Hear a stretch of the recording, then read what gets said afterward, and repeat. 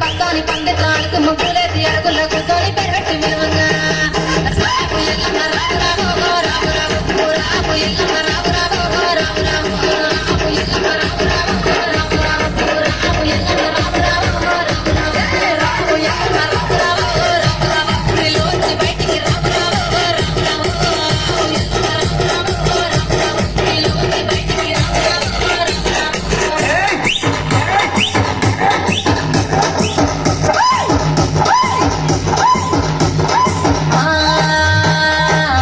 తోటలు వెలుగుతున్నాయంట కనకమరాలన్నీ కలబుతున్నాయంట తెల్లె మల్లెలన్నీ వేపుతున్నాయంట పూలల్ల తొట్టెల